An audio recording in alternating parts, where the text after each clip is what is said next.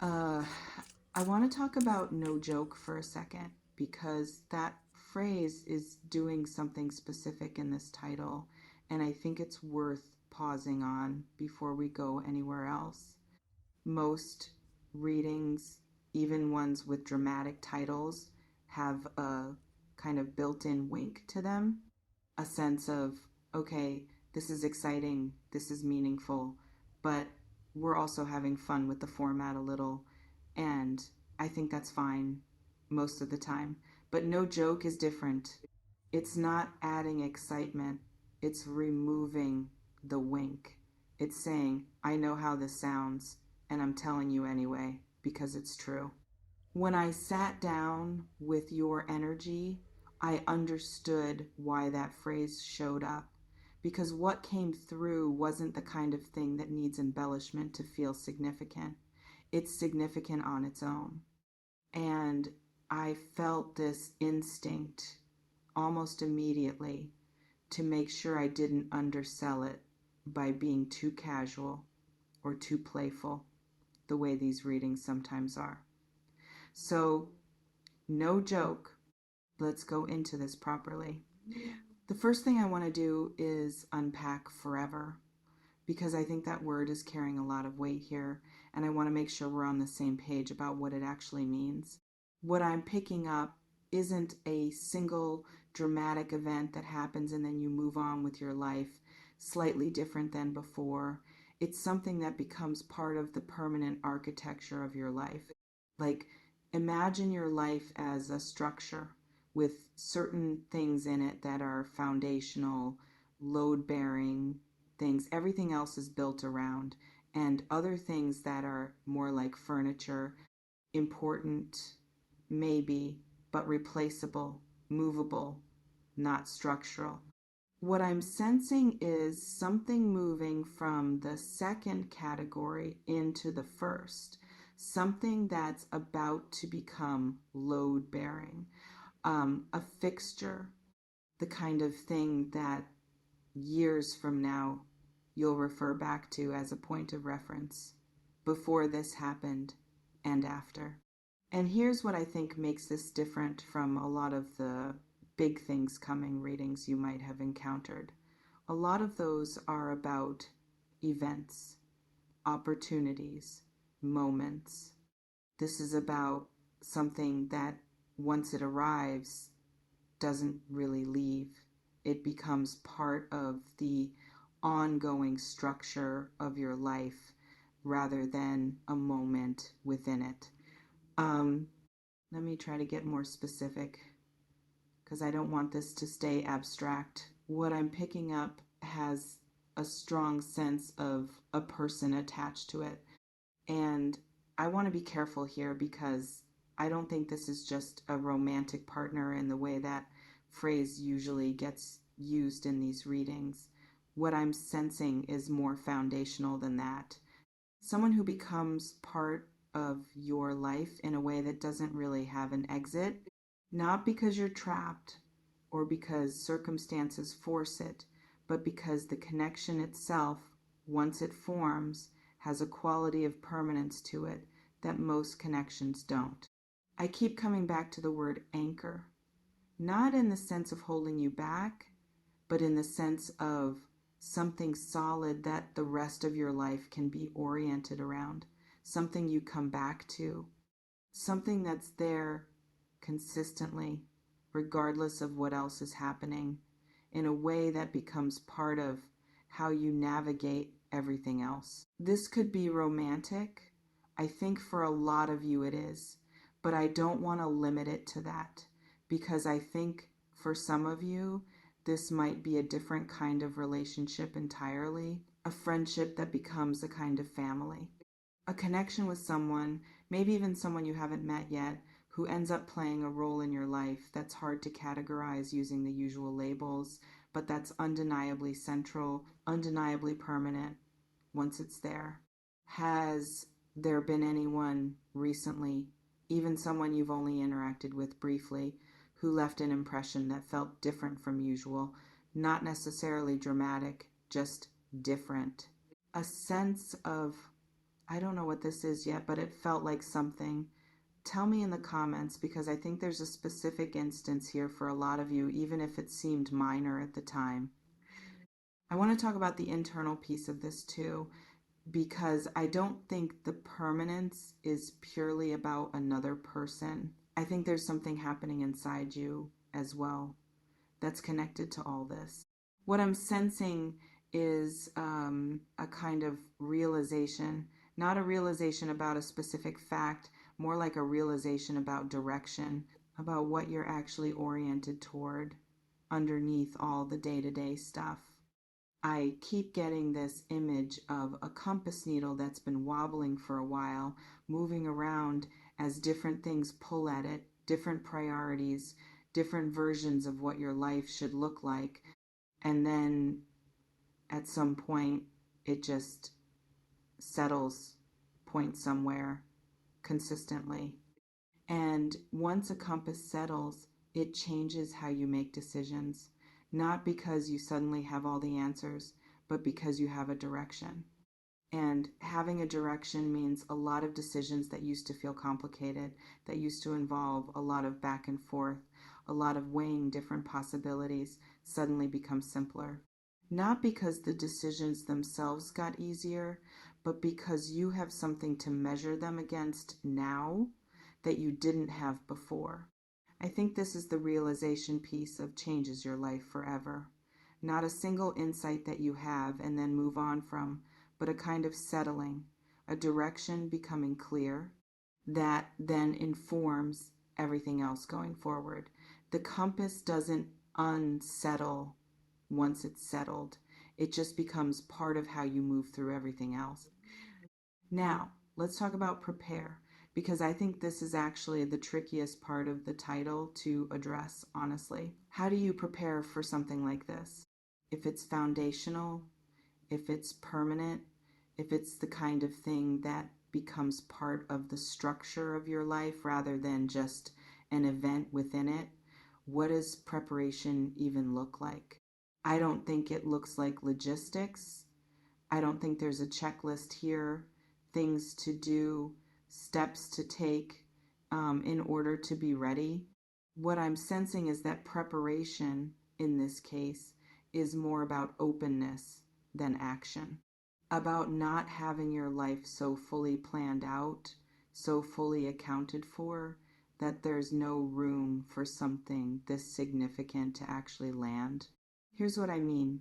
Sometimes we build our lives in a way that's full, every space accounted for, every category, relationships, work, home, all of it has a story we're already telling ourselves about how it's going to go.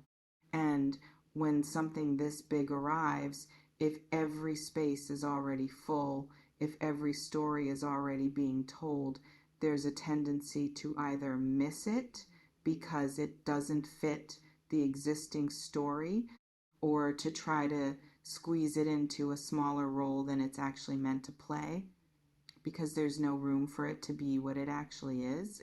Preparing here means leaving a little room, not changing your whole life in advance, not making some dramatic gesture of openness, just not filling every space so completely that there's nothing left over for something unexpected to occupy.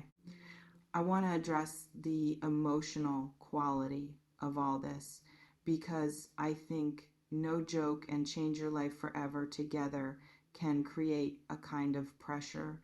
Like, this is a big deal. Don't mess it up. Don't miss it. This is your one chance kind of feeling. I don't think that pressure is accurate, and I want to gently push back on it. What I'm sensing is that whatever this is, it's not fragile. It's not the kind of thing that only works if you respond perfectly or recognize it immediately or do everything right from the start. Things that become foundational, that become permanent parts of your life, usually have a kind of resilience to them. They're not delicate.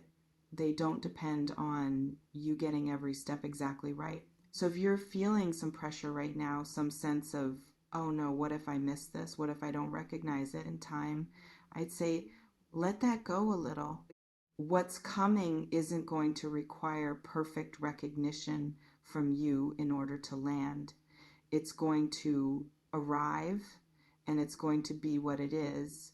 And your job isn't to perform readiness perfectly, it's just to not actively block it by being so closed off, so fixed in your existing story that there's literally no room. Let me talk about timing because I think there's something here about how soon this starts to become visible. What I'm picking up is that this isn't necessarily something that happens in a single moment with a clear before and after that you'll recognize immediately. I think it's more likely to start subtly. Something that in the moment feels relatively small, maybe even unremarkable, but that looking back you'll identify as the actual beginning. This is part of why I don't think you need to be on high alert scanning for something dramatic. The drama, if there is any, is more likely to come later as the implications of whatever this is unfold over time. The actual beginning, I think, is going to look pretty ordinary. A conversation, a meeting, a decision that at the time doesn't feel monumental. I do feel like the window for this beginning is relatively close, not months and months away, closer than that. But I want to emphasize again, close doesn't mean dramatic. It might just mean something happens in the near term that doesn't look like much in the moment, but that you'll later recognize is where all this started. I want to come back to the person piece because I think there's more to say there. What I'm sensing about this connection, whoever it turns out to be, is that it's going to feel fairly early on different from your other relationships. Not necessarily more intense at first, more like easier in a way that's almost surprising. Like you expect new significant connections to require some amount of work, some amount of figuring each other out, some friction while you adjust to each other. And I think there's going to be less of that than you'd expect. Not none. Adjustment still happens, but less. A kind of ease that's noticeable, especially against the backdrop of how most new connections feel. I think that ease is actually one of the signs. If you meet someone or reconnect with someone or find yourself in a connection that feels surprisingly easy, surprisingly free of the usual friction, pay attention to that. Not because ease automatically means permanence, but because combined with everything else I'm sensing, I think that ease is going to be one of the early markers of this specific thing. I want to also say something about what doesn't change because I think that's relevant too. A lot of your life changes forever framing can imply some kind of total transformation, like everything about your life becomes unrecognizable. I don't think that's accurate here. What I'm sensing is more like an addition than a replacement. Something gets added to your life, something foundational, something permanent, and that addition changes how everything else relates to each other. The way adding a cornerstone to a building changes how the rest of the structure can be built, even though the cornerstone itself is just one piece. Your life, in terms of who you are, what you value, the things that have always mattered to you, I don't think those change. What changes is that there's a new fixed point, a new piece of the foundation that everything else now gets oriented around in a way that wasn't possible before because that piece wasn't there. I want to close with something about the no joke framing one more time because I think it's worth returning to. I think the reason this reading insisted on its own seriousness, the reason it felt important to drop the usual wink and just say, this is real, I'm not exaggerating, is because what's coming is the kind of thing that's easy to underestimate in the moment because it doesn't necessarily arrive with fanfare, because the actual beginning might look small. And there's a risk with things that look small at first of not giving them the weight they deserve, of treating them as just another thing happening rather than recognizing them as the foundational moment they actually are. So, this is the part of the reading that's saying when something arrives that feels unexpectedly easy, unexpectedly significant, even if it doesn't look dramatic, don't dismiss it. Don't file it under nice, but not a big deal. Let yourself consider that this might be it.